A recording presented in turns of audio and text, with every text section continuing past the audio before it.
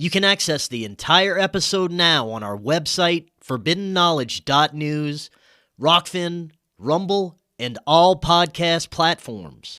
There's some that are of the belief that this realm is something that we created for ourselves because we are divine creator beings. We can experience and manifest things through our consciousness abilities, but these lower vibrational entities that we would call archons cannot create in the same way, so they hijacked our reality and began whispering in our ears to then create a reality that they desired. What are your thoughts on that?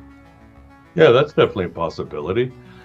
I mean, in the Gnostic text, yeah, they cannot create. They are mechanical. You might say they're even algorithms. They're here to keep things going, but as we both know, algorithms are far from fair, far from perfect. They glitch a lot. They get too stuck into the numbers. They have no soul.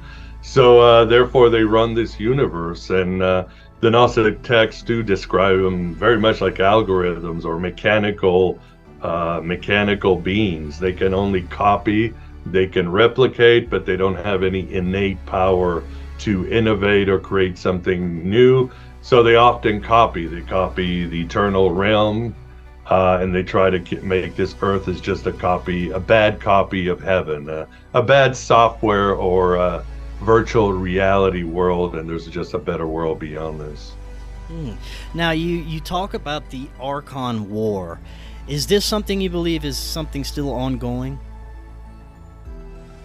Well, we're definitely going to lose this war. I mean, in a way, if we try to fight through material means, we're going to lose it.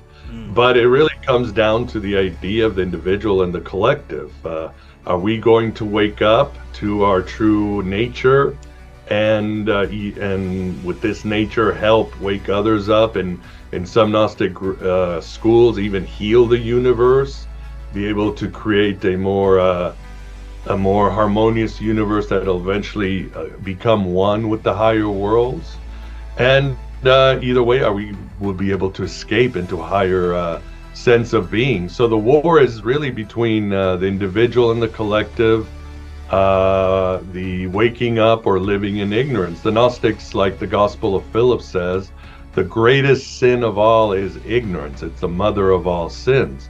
For us not to wake up to our nature, to our potential, to our destiny, to who we really are, is the worst thing we can do in life. And you can take that spiritually, metaphorically, whatever you want, but in a way it is true. Most human beings sell themselves out.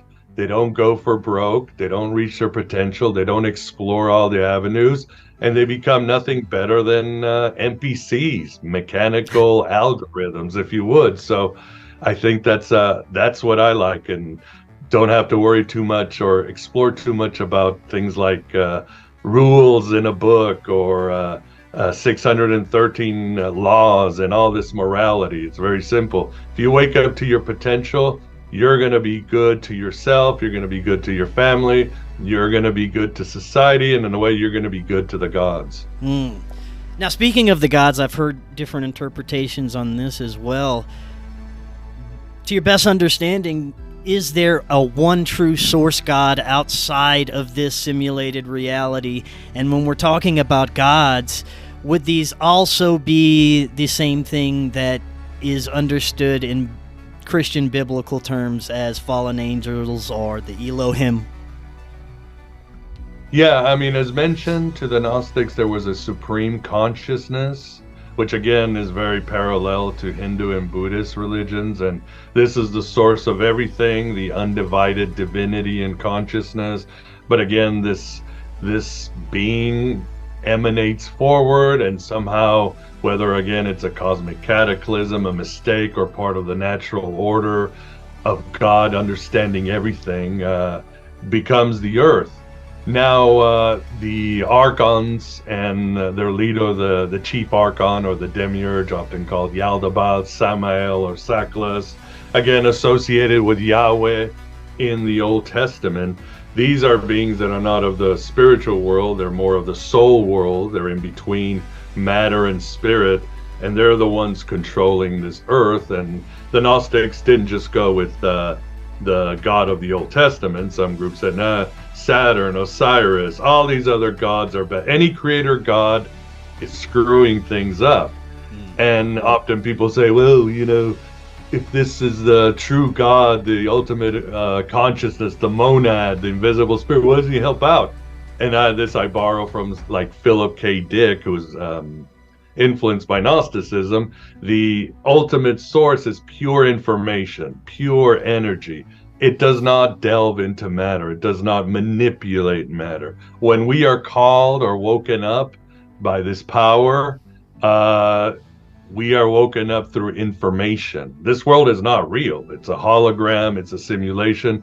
So this ultimate consciousness is not going to deal with matter. It's not going to stop the war in Gaza or or cure cancer, because it's not real. It's a simulation.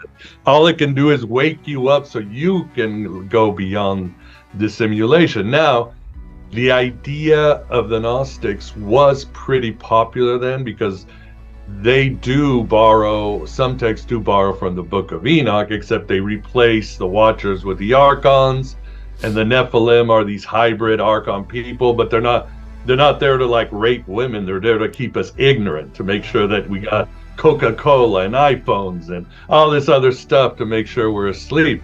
And this idea was normal during apocalyptic times in Judea and even around the whole Levant. And that was the idea that some say it was kind of making excuses, like people in apocalyptic times, philosophers are like, this universe kind of sucks. We die, there's storms, things don't make sense, how we act and how nature, there's something just wrong. So they said, well, maybe it's not God's fault. So we're going to blame it on the managerial class. We'll blame it on the angels. And that's how you get stories of the Watchers and other beings that come down and just mismanage the universe. And even Paul talks about it in the New Testament. The Gnostics loved Paul because he talked a very good Gnostic Book of Enoch game. When he's talking about the God of this world, the powers and principalities, the rulers, archons, ruler is Greek for archon, archons of this age means aeon. He's not talking about the Romans. He's talking about some spiritual beings. And in Paul's dispensation, he also talks about the wisdom of this age. Sophia was a very important goddess to the Gnostics. He talks about how everything's screwed up, and this being called Jesus was going to come and liberate the universe from the God of this world, from the archons. And again, that's something that the supreme intelligence, the monad, whatever you want to call it, would do, is sort of emanate a part of it to come down to this world and wake us up. And this being could be Jesus, it could be to some Zoroaster, some Gnostics, it could be Buddha, this being that comes here, and this being's purpose is to wake us up and give us the ritual so that we can go in these ecstatic states of mind and leave the world and see what's truly behind this veil of tears. Very important to mention about the Gnostics is they were truly a shamanistic movement. It's all about altered states of mind, ecstatic rituals, so you can just get out of your head, so you can leave your ego, and the true you can sort of travel the universe or see the world what it is. So very important. In fact, some scholars say that Gnosticism is just a sort of Egyptian Greco-Roman form of shamanism. Interesting. I want to get into that, but before we do, you mentioned earlier the suppression of the divine feminine, and you just mentioned Sophia. Talk a little bit about who and what Sophia was and how we get into this divine feminine suppression that occurred. Well, like I mentioned bar below, which is there is the being, the thou, there's me and thou, that when I say what am I, this being appears.